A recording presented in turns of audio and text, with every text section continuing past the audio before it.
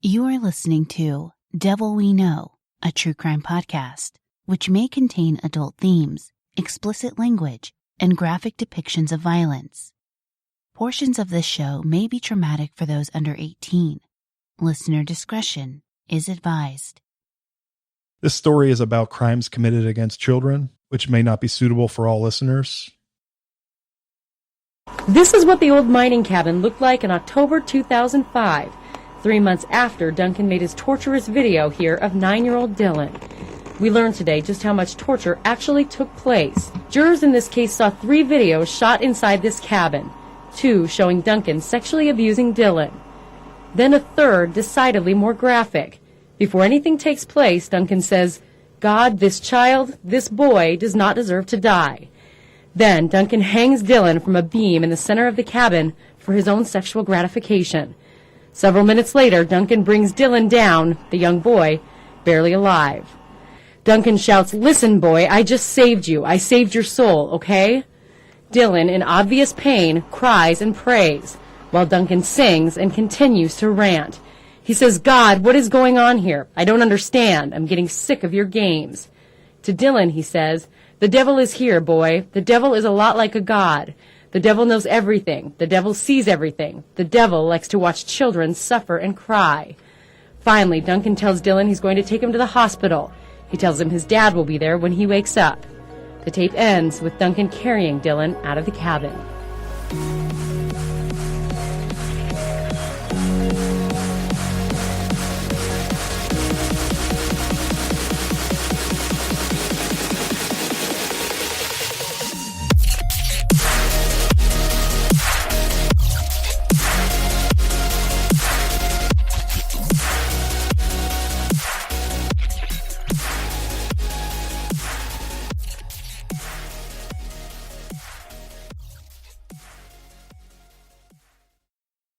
In this episode of Devil We Know, a man convicted of sexual crimes against children eventually leaves prison multiple times, despite the signs of his evil nature, only to begin killing and raping, until police find and catch him red-handed with his lone survivor victim of the murder spree, 8-year-old Shasta Groene.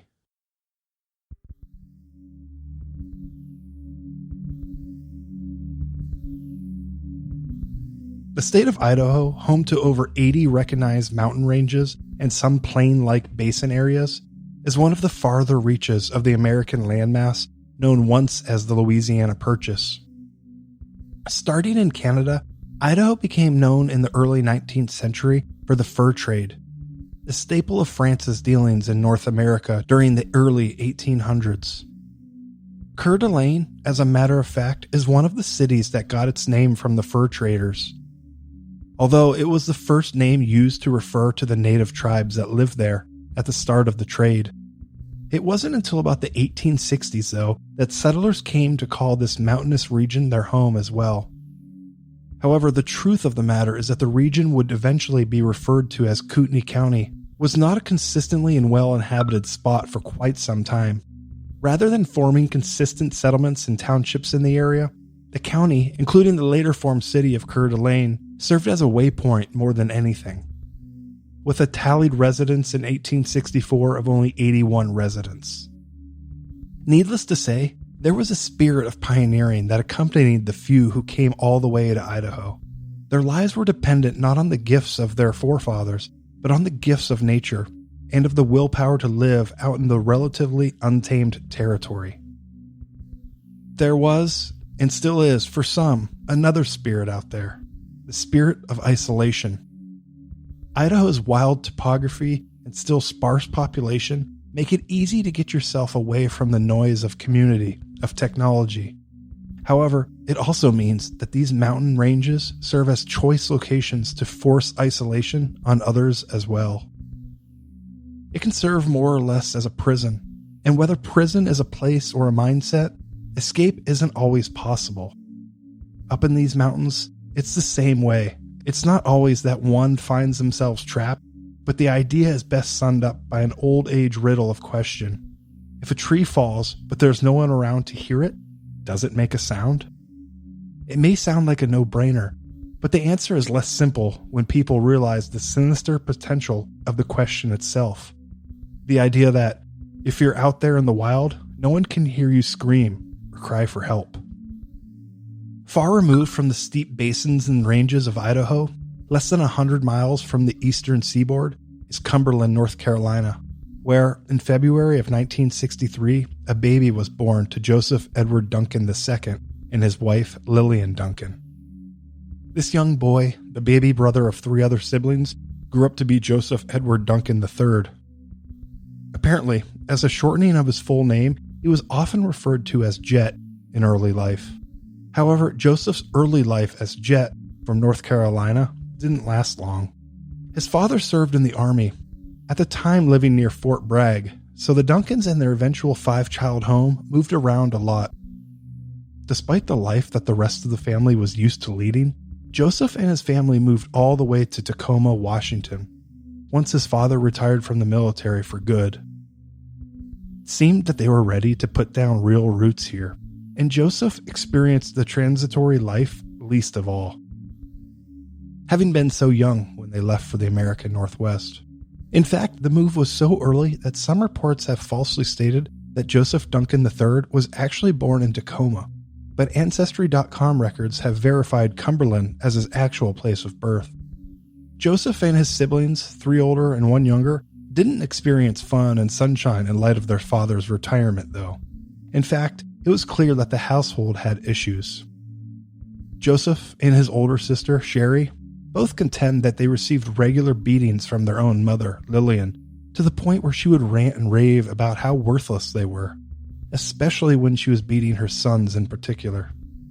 Sherry later stated that, quote, "When she was beating on you, if you fought back, it was worse. In Joseph's case, he just took what she gave him and kind of whimpered off into his bedroom," end quote. The root of the problem really showed when it came to Joseph and his brothers. As it turned out, their mother was a religious fanatic who seemed to have a grudge against men. It seemed to be misdirected hatred for her own husband, though, as eventually their marriage ended in divorce when Joseph was only 16. However, despite the insane behavior exhibited within the family home, not all sources seem to tell the same story. Bruce Duncan, Joseph's older brother, defended his mother and his childhood by denying any beatings ever took place in their home. The remaining Duncan siblings have remained mum on the issue and have not corroborated either side. Regardless of whether it was happening, may have been a moot point though. With the divorce came the ever-waning presence of Joseph's father, who rejoined the military to often be deployed and sent away from home. Sherry, Joseph, and the other 3 kids were at Lillian's mercy. But Joseph was no angel himself, and despite the inexcusable crimes that may have happened within his home, Joseph made a point to commit crimes of his own. The first time that he was recorded to have committed such a crime was when he was merely 15, accused of raping a 9-year-old at gunpoint. As horrific as the report was, Joseph was not arrested for this crime, and it seemed as though he was then free to continue down his dark path, already showing the world the things of which he was capable.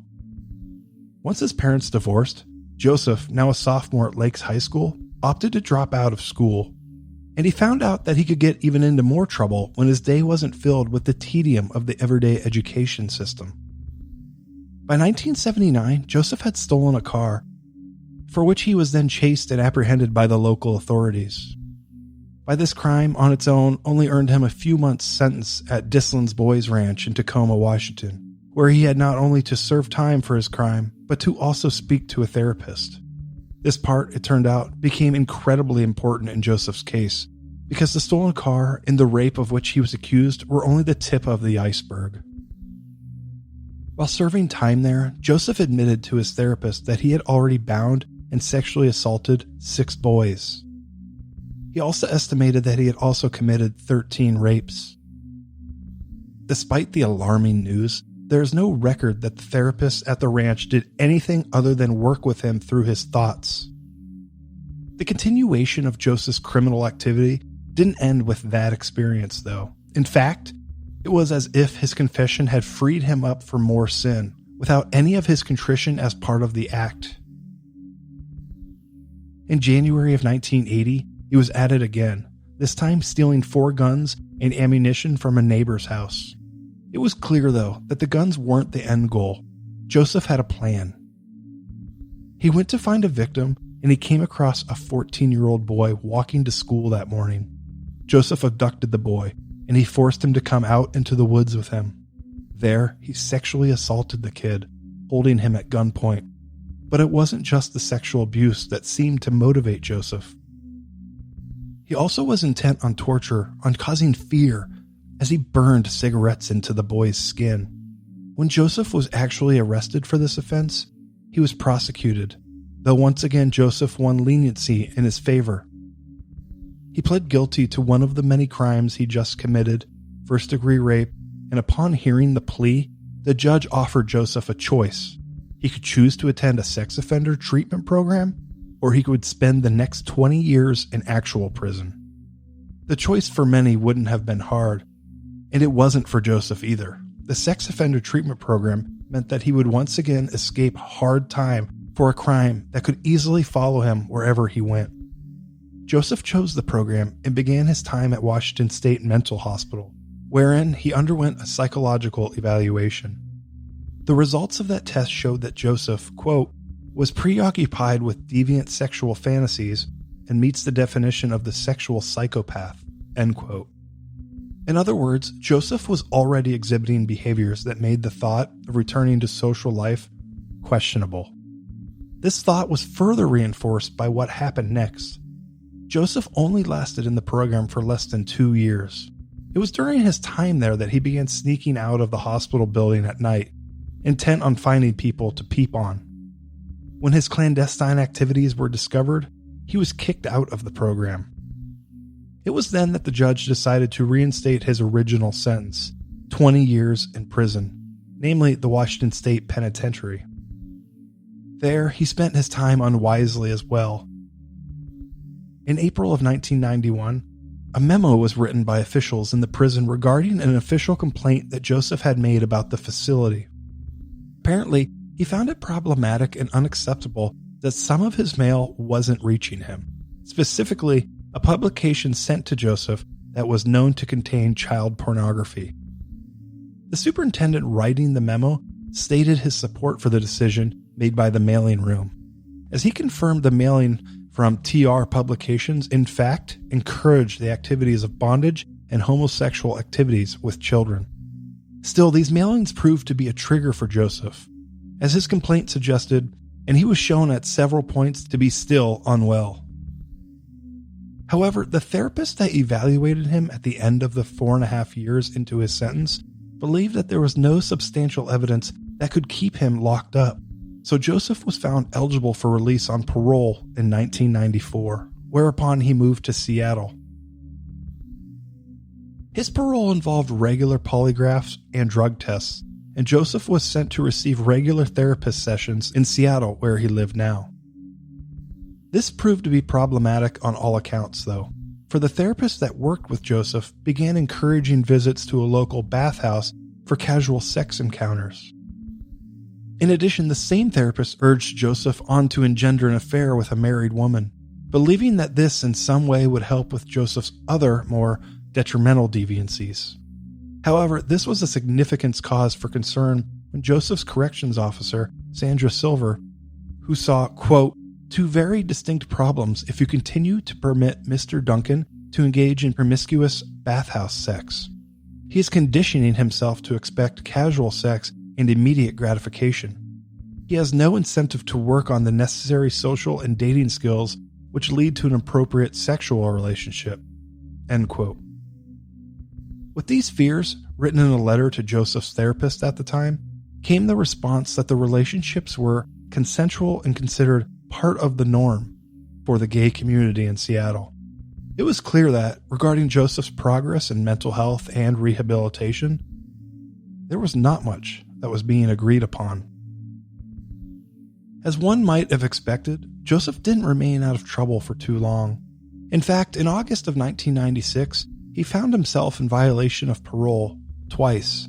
Firstly, he tested positive for marijuana on one of his checkups for parole. Secondly, he was found in possession of a firearm, which again